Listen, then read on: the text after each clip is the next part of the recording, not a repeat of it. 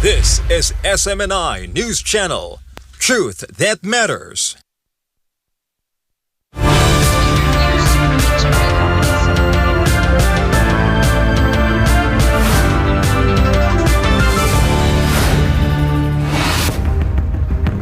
First, in the headlines, in Asia, North Korea tests new strategic cruise missiles just as U.S. President Donald Trump arrives in South Korea for the APEC summit. South Korean President Jae Myung calls on leaders to reject protectionism and foster cooperation through technology and innovation. In the Caribbean, Hurricane Melissa slams into Cuba, bringing torrential rain, power outages, and destructive winds across Santiago de Cuba. Outrage in Rio de Janeiro.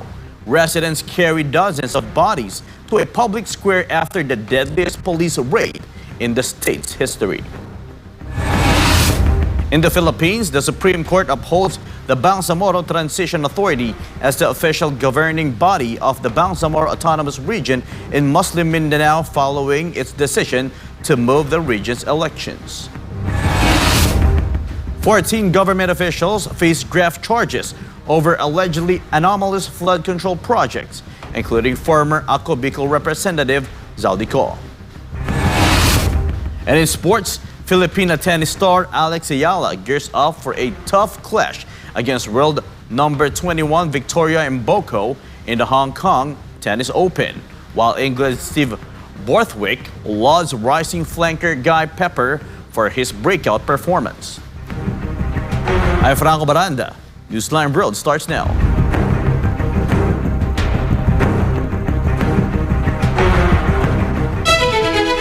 The Bangsamoro Transition Authority will remain as the official governing body of Bangsamoro Autonomous Region and of Muslim Mindanao, or BARMM. This follows the Supreme Court's decision to move the BARMM elections. Creseline Catarong tells us more. The Office of the President confirmed that the Bangsamoro Transition Authority, or BTA, will remain the governing body of the Bangsamoro Autonomous Region in Muslim Mindanao, or BARMM, following the Supreme Court's decision to delay the region's elections originally set for October 13, 2025 to a later date not beyond March 31, 2026. Under Republic Act No. 12123, since no elections have been held, the BTA retains full powers during the extended transition period until new leaders are elected or appointed. The palace emphasized that the BTA's continued authority ensures continuity of governance, legal stability, and an orderly transition in line with the Bangsamoro Organic Law, RA 12123, and the Supreme Court's ruling in Ali v. Comelec. The OP reaffirmed its commitment to peace, self-governance, and inclusive growth in the Bangsamoro region. RA 12123, enacted in February 2025, had earlier moved the first regular BARMM elections from May 2025 to October 2025 and set future elections to align with the 2028 national polls and every 3 years thereafter. In September, the Commissions on Elections halted preparations for the postponed October 2025 polls after the Supreme Court issued a temporary restraining order against Bangsamoro Autonomy Act 77, or the Bangsamoro Parliamentary Redistricting Act. The TRO was issued while the court reviews petitions challenging the reallocation of 7 parliamentary seats previously assigned to Sulu Province, which the Supreme Court ruled in 2024 is not part of BARMM. Reporting for Newsline World, this has been Creseline Catarong, SMNI News. The Philippines Independent Commission for Infrastructure has recommended the filing of charges before the Ombudsman against several former and current government officials, including 2 senators, over the alleged irregularities in a flood control project. According to the agency, findings reveal a systematic kickback or bribery scheme behind the said project. Jason Rubrico reports. The Office of the Ombudsman has received the second interim report and case recommendations from the Independent Commission for Infrastructure on Wednesday, October 29. Among those facing recommended administrative and criminal charges are former DPWH Undersecretary Roberto Bernardo, Senator Joel Villanueva, Senator Jose Jingoy Estrada, former Representative Elizalde Co, COA Commissioner Mario Lipana, and former Representative Mary Mitzi Mich Kahayon Uy. These persons have possibly committed these following violations: direct or indirect bribery and corruption of public officials under Articles 210, 211, and 212 of the revised Penal Code; corruption of public officers under Section 3B and 3E of Republic Act 3019. Plunder as defined and penalized under Section 2 of Republic Act 7080. Based on the sworn statements of former DPWH officials Engineer Henry Alcantara, Engineer Bryce Erickson Hernandez, and Engineer JP Mendoza, the ICI uncovered a systematic kickback scheme in which certain lawmakers allegedly inserted flood control projects into the National Expenditure Program, the House General Appropriations Bill, and the General Appropriations Act in exchange for commissions ranging from 20% to 30% of the project's total cost. The payments were reportedly coursed through certain DPWH engineers and contractors to secure the projects and expedite the release of funds.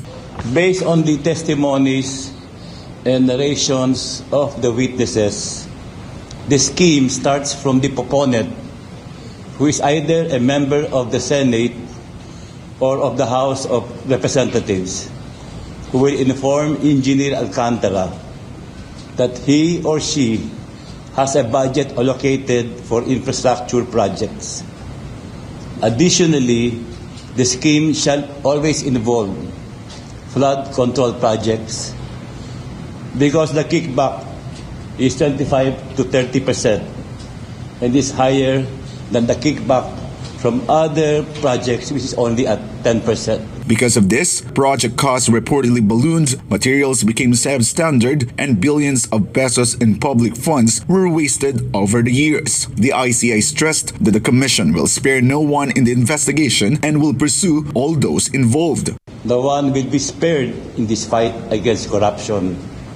Politicians and government officials will be investigated and charged by credible evidence. Those found responsible will face the consequences and held accountable under the rule of law. To aspiring criminals, crime will not and does not pay. We will continue to investigate, follow the evidence, pursue charges to the very last man involved. Meanwhile, Senator Joel Villanueva spoke out regarding the inclusion of his name in the complaint. He said that his lawyers will review the basis of the ICI's complaint. Villanueva further stated that he has long opposed flood control projects and was even the first to expose those that were left unimplemented. The senator added that in due time, all this would prove his innocence. Reporting for Newsline World, I am Jason Rubrico, SM9 News. The Philippine flood control scandal continues to unfold, with more officials from the Department of Public Works and Highways expressing readiness to testify as state witnesses, while the Department of Justice prepares subpoenas and reviews how they cost assets. More in this report from Margaret Gonzalez. More witnesses may come forward in connection with the flood control scandal. According to DOJ Prosecutor General Anthony Fadalion, several current DPWH officials are now coordinating with the DOJ to become state witnesses in the controversy. However, Fadalion refused to disclose their identities for now. These are still government officials. DPWH. Yeah, I would say, it's safe to say, they are from the DPWH. The DOJ clarified that none of the individuals, the Vizcaya couple, Henry Alcantara, Bryce Hernandez, JP Mendoza, and Sally Santos, have withdrawn their applications to become state witnesses. Meanwhile, regarding the Office of the Ombudsman's hostile witness remark on the Vizcayas, the DOJ stated that they have not yet reached such an assessment concerning the couple. We'd like to clarify that the powers and competence of the Ombudsman is independent of that of the DOJ. Magkaiba po yung assessment namin ng evidence of the affidavits by the would-be witnesses, by the applicants for state witnesses.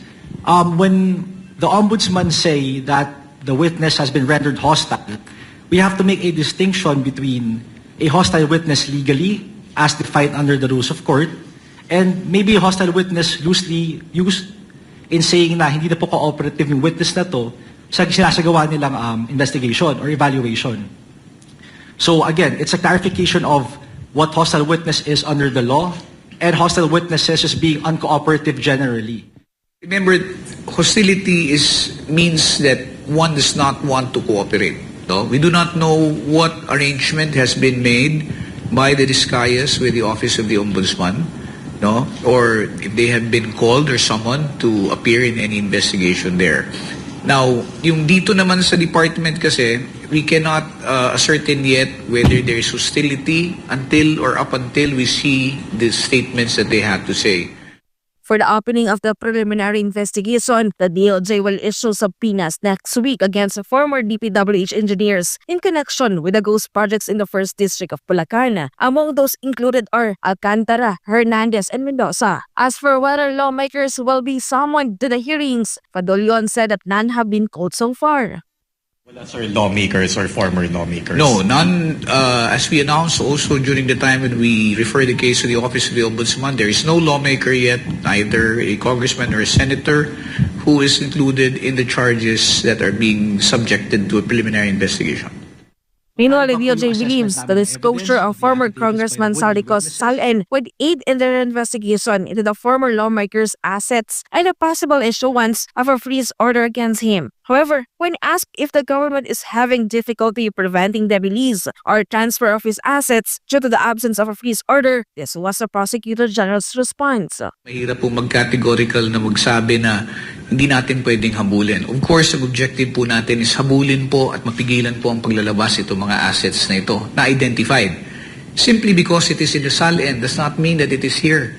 Diba? For all you know, these are assets which are stated, but as to whether or not they're actually here in the country or they're somewhere else hidden already, we do not know.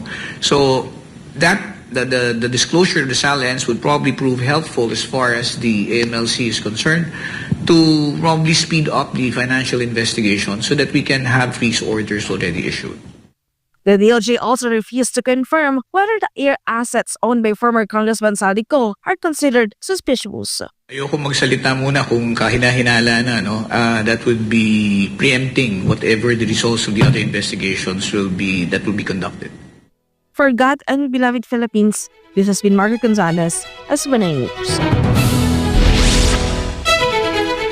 The Philippine Department of Agriculture is set to submit this week to the Independent Commission for Infrastructure the evidence concerning the alleged irregularities in the construction of farm-to-market roads in Zamboanga and Davao Occidental. According to the agency, four contractors have been identified as being behind the anomaly, including the SEM Construction and Supply.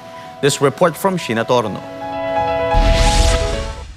Agriculture Secretary Francisco Chu Laurel Jr. met with DPWH Secretary Vince Dizon to discuss the recently uncovered irregularities in farm-to-market road projects in Mindanao. Based on the agency's audit findings, 7 ghost and substandard projects were identified in Zamboanga and Davao Occidental, amounting over 100 million pesos. According to Secretary Laurel, the DA has no control over the implementation of these projects, even though the funding for them came from the department. Both secretaries have agreed that starting in 2026, the Department of Agriculture will take charge of project construction to expedite the delivery of goods to markets. The DA is also set to submit its audit findings to the Independent Commission for Infrastructure or ICI within the week. Ako mismo ho pumunta sa Davao Occidental last week to 3 sites. Meron isang site doon Marked as completed, pero ngayon lang binubuhusan. May hinahabol na tapusin. So binubuhusan ngayon ng semento, no? Pero dapat 2021 pagtapos. Meron naman isang site, talagang wala yung kalye. So there's no explanation. What you cannot see, it's not there. Among the details they will present are the names of the contractors allegedly involved in the anomaly. Secretary Laurel identified one of them as Tysam Construction and Supply, a company reportedly based in Davao City. We have agreed to have filed a joint complaint man or kaso sa ICI. Then ICI will determine naman kung i-file nila sa Ombudsman para filean yung mga taga-gobyerno na may problema dito. It will be recalled that Secretary Laurel personally inspected the said ghost and substandard projects in Zamboanga and Davao Occidental. Forgotten for my beloved Philippines. This has been Sheena Torno, SMNI News. Up to 15 government officials allegedly involved in the anomalous flood control projects are set to face grave charges before the Sandigan Bayan by or before the 25th of November. Among those to be charged is former Ako Bicol Representative Zaldico, along with other contractors who reportedly secured a multi-million peso contracts in Bulacan and Mindoro. Sheena Torno reports. Corruption-related, bribery, indirect bribery, malversation, falsification. Yan. Maraming maraming involved dito sa mga kasong ito. This was emphasized by Ombudsman Jesus Crispin Remulla regarding the possible charges to be faced by the individuals and contractors involved in the anomalies linked to the flood control projects. Remulla said that they are expediting the filing of cases before the Sandigan Bayan, especially those already submitted to the Office of the Ombudsman. He added that 13 cases are currently under preliminary investigation in connection with the anomalous projects, particularly the discovered ghost and substandard flood control projects in Bulacan and Mindoro. Target is really by November 25, we will have already or filed with the Sandigan Bayan. Indictable sila sa Sandigan Bayan. Although Remulla did not name all the officials who will be charged before the Sandigan Bayan, he assured that many will be held accountable. Among this is Sunwest Corporation, which was linked to former Ako Bicol Representative Zaldico. This includes companies that allegedly pocketed billions through these projects. We will make the board of directors also liable. Kaya mas marami tayong magiging respondents dito. Public officials, including the district officers, siguro mga 14, 15 people. Kasi may kasabihan dito, may sinasabi nga, hanggang janitor daw ng district office kumukuha ng pera eh. Meanwhile, Remulla is also studying the possibility of live streaming the ongoing preliminary investigation on the flood control scandal. He is likewise considering making his office's resolutions public to promote transparency. This includes decision related to the dismissal order of Senator Joel Villanueva. Ipopost lang namin yung decisions. Yung Joel Villanueva decisions by Ma'am Conchita, by the former ombudsman and the former ombudsman Martires, both criminal and administrative. Kasi nga, these are supposed to be public in nature. All court proceedings are supposed to be public in nature. We were looking at the bounds of transparency that we can adhere to.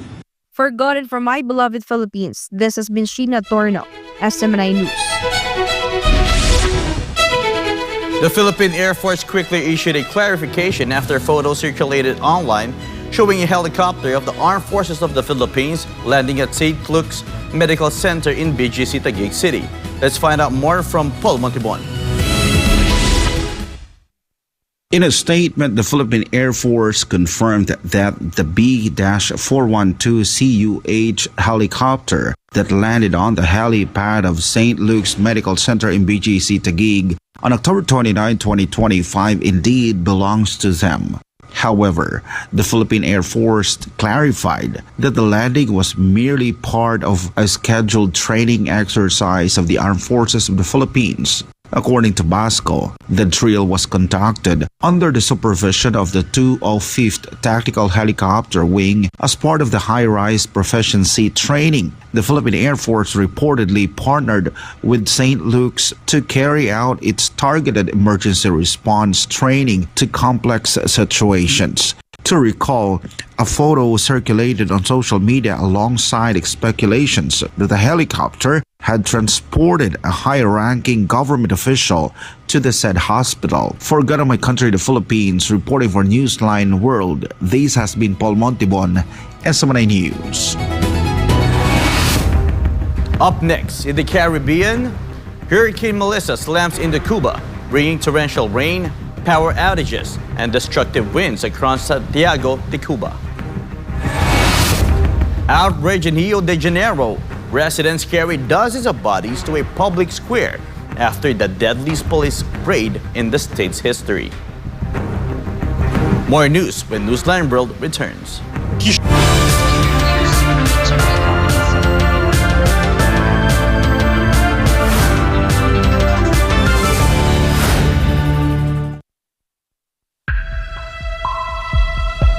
Sa kabila ng mga mas modernong kaalaman at teknolohiya, nananatiling matindi ang banta ng HIV sa Pilipinas. Pero gaano nga ba kalala ang sitwasyon? Ang HIV o Human Immunodeficiency Virus ay isang sakit na sumisira sa immune system ng katawan. Ngunit tandaan, hindi ito nakukuha sa simpleng pakikisalamuha. Hindi mo agad mararamdaman, pero unti-unti nitong pinapahina ang katawan. At kapag hindi naagapan, humahantong ito sa AIDS, ang huling yugto na impeksyon, kung saan halos wala ng panlaban ng katawan laban sa sakit. Patuloy na dumadami ang kaso ng sakit na ito sa Pilipinas. Isang nakababahalang pagtaas. Umabot na sa 500% ang itinaas ng HIV cases sa mga kabataang edad 15 hanggang 25. Ayon mismo sa Department of Health, 56 na bagong kaso ang naitatala kada araw sa bansa mula Enero hanggang Marso 2025. At ang pinakamatinding apektado, ang kalalakihan at kabataang Pilipino. Dahil dito, ang Pilipinas na ngayon ang may pinakamataas na bilang ng bagong kaso ng HIV sa buong Western Pacific region. Isang indikasyon ng lumulubahang sitwasyon. Kaya nananawagan ng Department of Health gawing opisyal at urgent ang laban sa HIV sa pamamagitan ng isang Public Health Emergency Declaration. Kalalakihan ng pangunahing apektado, 95% ng bagong kaso ay lalaki. Mahigit 1/3 ay kabataang nasa edad 15 hanggang 24. Habang wala pang deklarasyon, patuloy ang DOH sa mga sumusunod na hakbang: HIV testing, libreng gamot, self-test kits, at pakikipagtulungan sa DepEd para sa edukasyon sa mga paaralan. Isinulong rin ng DOH ang online patient appointment system para sa HIV patients. Layunin nitong gawing mas madali at mas personal ang pag-access sa libreng gamutan at konsultasyon ayon sa schedule ng pasyente. Ang HIV ay hindi tulad ng flu. Hindi ito basta naipapasa sa hangin. Ito ay naipapasa sa pamamagitan ng personal na desisyon. Kailangan din nating pagtuunan ng pansin ang ugali, disiplina, at personal na responsibilidad. Isang paalala mula sa SMNI.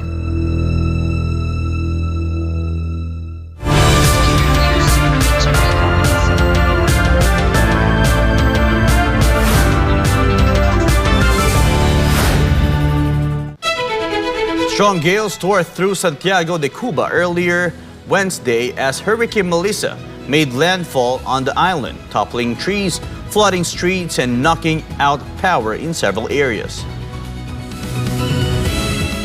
The powerful storm brought sustained winds of up to 205 kilometers per hour as it moved north across Cuba. Local authorities reported widespread damage from broken wires and uprooted trees to flooded neighborhoods. In response, the Cuban government launched major preparedness measures, including mass evacuations, the opening of emergency shelters, and the deployment of rescue teams. Melissa had already struck Jamaica a day earlier, leaving more than 500,000 people without electricity. The World Meteorological Organization has described Melissa as the storm of the century. The storm is expected to continue moving across Cuba and toward the Bahamas in the coming days. Authorities in the region remain on high alert as the record-breaking hurricane continues its destructive path northward. Mexican President Claudia Sheinbaum has called for improvements to the protocol governing U.S. operations against suspected drug vessels following a series of American attacks in the Pacific Ocean and the Caribbean. The full details from Jane Cagnita. Speaking in Mexico City, President Sheinbaum said a standing agreement with Washington allows coordination between both countries when U.S. authorities detect suspected drug-carrying boats in international waters. She emphasized that the protocol must continue, but with safeguards to prevent violations of Mexico's sovereignty or operations within its exclusive economic zone. The president also raised concern that Mexican nationals could be aboard targeted vessels, regardless of whether they are criminal suspects. Since early September, the United States has carried out 8 armed attacks on boats allegedly involved in narcotics trafficking, the latest 2 occurring in the Pacific Ocean. U.S. Defense Secretary Pete Hegseth said the strikes were based on intelligence indicating drug shipments in international waters, while Washington maintains that similar operations of Venezuela aim to disrupt illicit trafficking networks. Nosotros no estamos de acuerdo con estas intervenciones y tenemos un modelo, un protocolo que ha dado muchos resultados. Si en aguas internacionales Estados Unidos ve que hay una lancha que presuntamente lleva droga, se ponen de acuerdo y interviene Secretaría de Marina o las instituciones del gobierno de Estados Unidos y se detiene a los presuntos delincuentes. Sheinbaum added that Mexico's foreign ministry has summoned the U.S. ambassador to discuss the recent operations and reaffirm respect for national sovereignty. Para decirle que lo que queremos es que ese protocolo pues se mejore, en el marco de los acuerdos de seguridad que tenemos con los Estados Unidos, pero que se siga operando. Primero, por razones en donde no queremos que nunca haya violación a nuestra soberanía, ni tampoco que haya este tipo de operaciones en la zona económica. Sheinbaum said Mexico will continue diplomatic talks with Washington to clarify the scope of the maritime operations and ensure coordination under existing bilateral security frameworks. This has been Jane Cagnita, your Global Citizen correspondent, reporting for Newsline World. In Rio de Janeiro, residents carried dozens of bodies to a public square after a massive police raid targeting the Comando Vermelho gang left at least 132 people dead, including 4 officers, in what authorities call the deadliest operation in the state's history. This report. Grieving residents are seen displaying the bodies in the Complexo de Alemão favela, with many embracing their loved ones lying on the ground. The operation, dubbed Operation Containment, was carried out on Tuesday with more than 2,500 officers and armored vehicles. Authorities said it was aimed at executing 100 arrest warrants against members of the powerful Comando Vermelho drug trafficking group. According to officials, suspects allegedly responded with gunfire and explosives. 81 people were arrested, and police seized 93 rifles and over half a ton of drugs. Governor Claudio Castro defended the operation, calling it a noble action carried out in defense of public safety. He said the real victims were the 4 police officers who died during the mission. Aquelas foram as verdadeiras 4 vítimas que tivemos ontem. De vítima ontem lá, só tivemos os policiais, e eu rogo a Deus pela vida desses policiais e pelo conforto às suas famílias. Eu já determinei que essas famílias sejam completamente amparadas e protegidas pelo Estado, para que a gente possa valorizar a nobre ação de pagar com a própria vida pela defesa do bem comum, pela defesa da justiça, pela defesa do Estado democrático de direito. Castro also said the raid followed a year of investigation and 2 months of planning with the public prosecutor's office. He urged Brazil's federal government to provide financial support for Rio security efforts. Authorities are investigating the deadly operation, which has reignited debate over police violence in Brazil's favelas and the government's approach to public security. For God and my beloved country, the Philippines, this has been Franco Baranda, SMNI News. North Korea has announced the test firing of new strategic cruise missiles, just as the United States President Donald Trump arrived in South Korea for the APEC summit. North Korea's state media released images of the launch recently showing a missiles rising over the Yellow Sea. The exact date and location of the test images could not be independently verified. According to the Korean Central News Agency, the test involved ship-based sea-to-surface missiles developed by the country's missile administration, enhanced the war deterrent, demonstrating Pyongyang's advancing naval strike capability and assert its military strength to what they call as the enemies. The timing of the launch is just 1 day before President Trump's arrival in South Korea, drawing international attention. Trump had earlier signaled openness to a possible meeting with North Korean leader Kim Jong-un during his visit. This is the North Korea's second missile test in a week, coinciding with its foreign minister's visit to Moscow, where North Korea and Russia vowed to strengthen their strategic partnership. Tariff slash and the rare earth deal sealed President Donald Trump's and Xi Jinping held a meeting in South Korea, their first time in 6 years.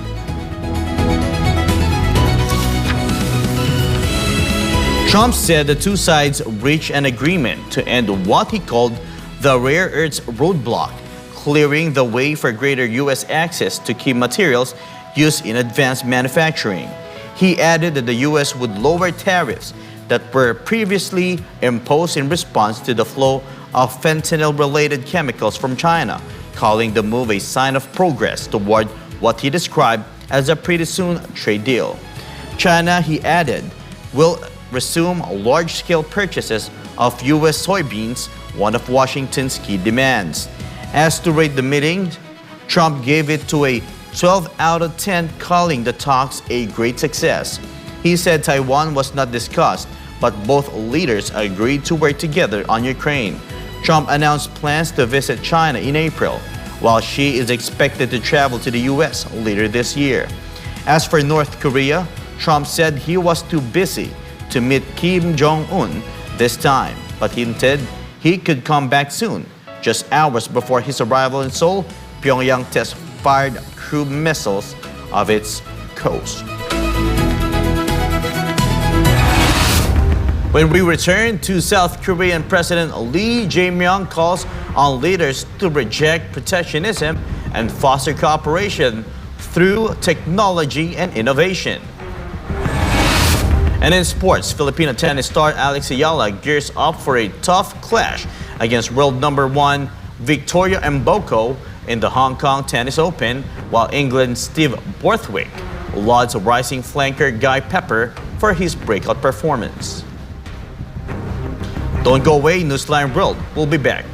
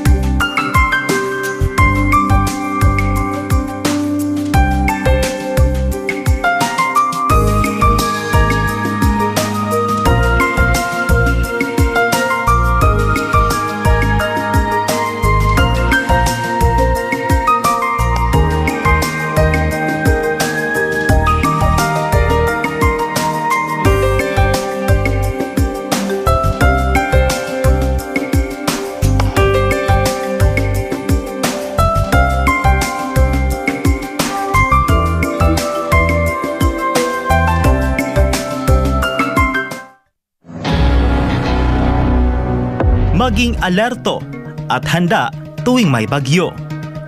Upang manatiling ligtas, narito ang ilang mahahalagang paalala. Manatili sa loob ng bahay. Iwasan ang paglabas, lalo na kung malakas ang ulan at hangin. Mag-imbak ng pagkain at malinis na tubig. Maghanda ng emergency kit. Manatiling updated sa lagay ng panahon. Maghanda ng mga flashlight at extra baterya. Panatilihing fully charged ang iyong cellphone. I-secure ang mahahalagang dokumento sa waterproof na lalagyan. Patayin ang kuryente, gas at tubig kung may banta ng pagbaha. Alamin ang iyong local emergency hotlines. Putulin o tapyasan ang mga sanga ng puno na maaaring mabuwal sa malakas na ulan at hangin. Lumikas agad kung inabisuhan ng mga otoridad. Maging ligtas at maging handa sa panahon ng kalamidad. Ang paalalang ito ay hatid sa inyo ng SMNI.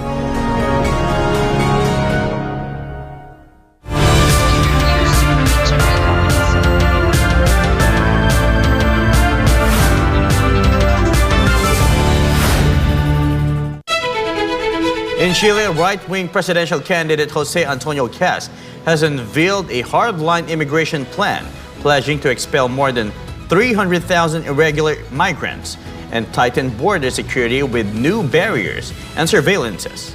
This report from Eve Buenafe.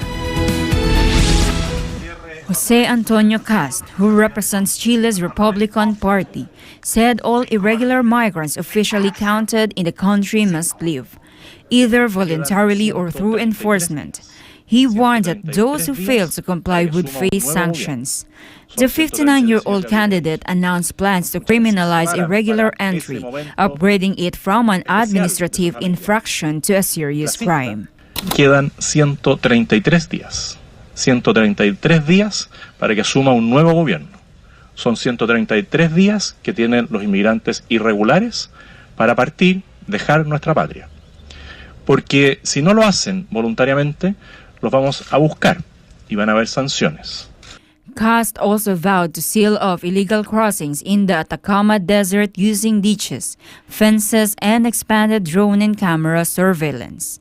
Cast emphasized that anyone serving time for a crime would be required to complete their sentence in Chile before being expelled and permanently banned from returning. Cast said the reforms will require legislation to reclassify irregular immigration as a crime, aiming to deter illegal entry and restore control over Chile's borders. Algunas de estas cosas van a necesitar reformas legislativas, como por ejemplo que la inmigración irregular nunca más se considere un delito, una falta, va a ser un delito grave, para ir desincentivando a las personas.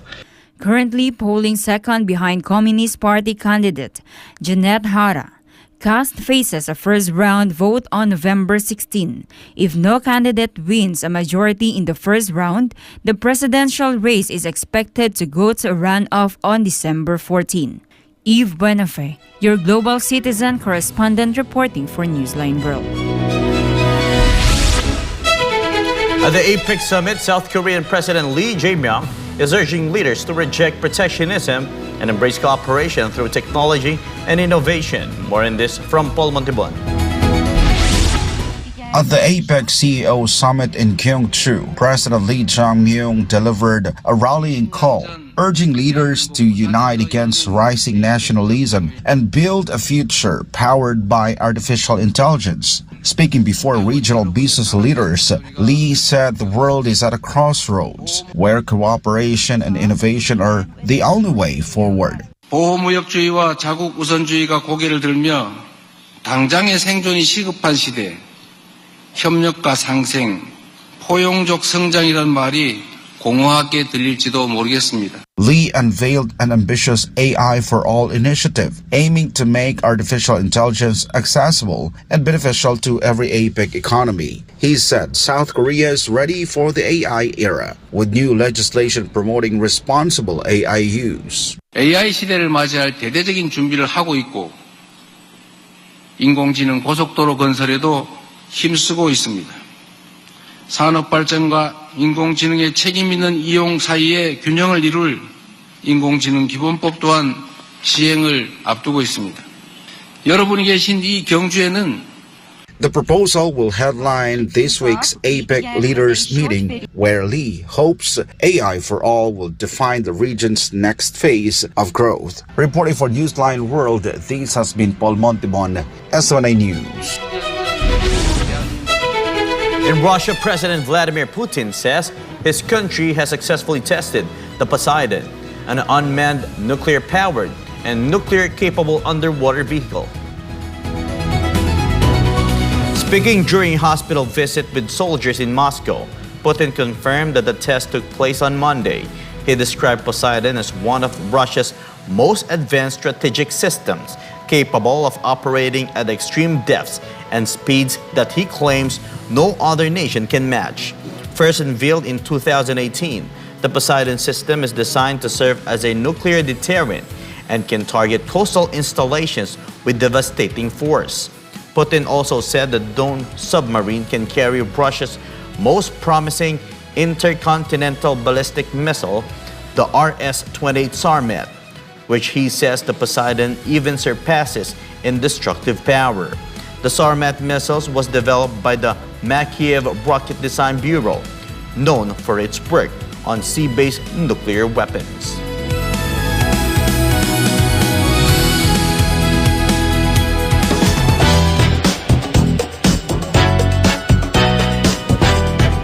In today's showbiz news, actor Armie Hammer is returning to the movie business after being out of the spotlight and embroiled in controversy for years. Let's hear this story from Andrea Santos. After more than 3 years away from Hollywood, Armie Hammer is making his big screen comeback. His new film, Frontier Crucible, is a gritty Western drama set for release on the 5th of December this year. The movie features an ensemble cast that includes William Macy and Thomas Jane. Its trailer has already created buzz, marking Hammer's first on-screen appearance since stepping away from the spotlight. The actor's return comes after a turbulent time in his career. He was dropped from several major projects and took a break from Hollywood, later admitting to a period of self-reflection and rehab. In a recent interview cited by Deadline, Hammer said he's now turning down roles, calling this a new chapter. The 2021 allegations against him led to an investigation that ended without charges due to insufficient evidence. Aside from Frontier Crucible, Hammer is reportedly working on an independent thriller titled Citizen Vigilante. For now, Hammer says he's focused on rebuilding his life and career, taking it one role at a time.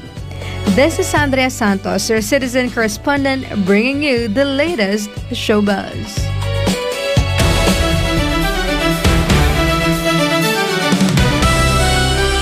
In sports, Filipina tennis ace Alex Eala is gearing up for a tough showdown against world number 21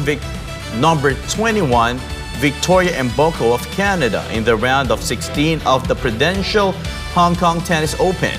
Meanwhile, England head coach Steve Borthwick first watched Jae Pepper play in Newcastle. It took only half an hour for the young flanker to leave a remarkable impression. Here's Carlo De La Peña for more details. The 20-year-old Eala takes the court at 6:30 p.m. carrying momentum and confidence after her 6-4, 2-1 victory over Great Britain's Katie Boulter, who was forced to retire due to a leg injury on Tuesday. Although the match ended unexpectedly, Eala remained gracious, wishing her opponent well.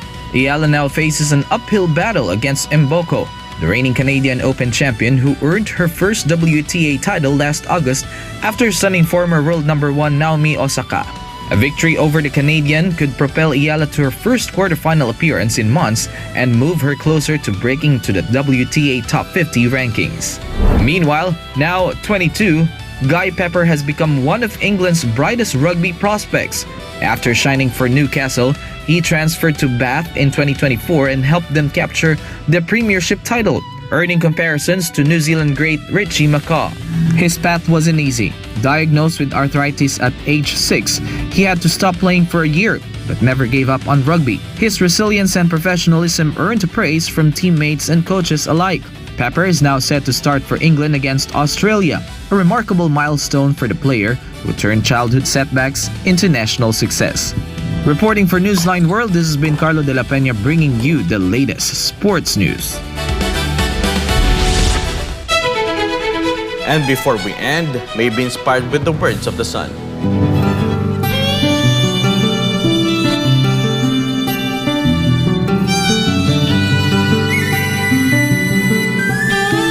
The road to excellence is paved with discipline and corrections.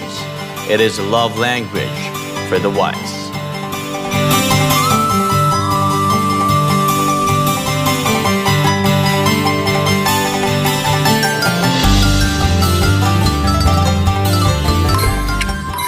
And as we keep track of the countdown, there's only 56 days left before Christmas.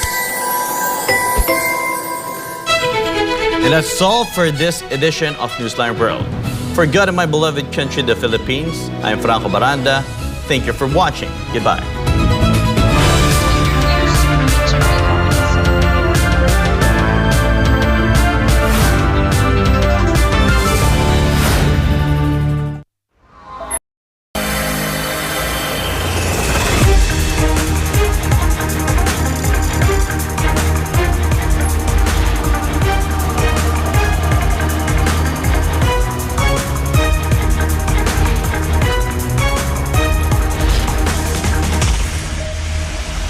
This is SMNI News Channel.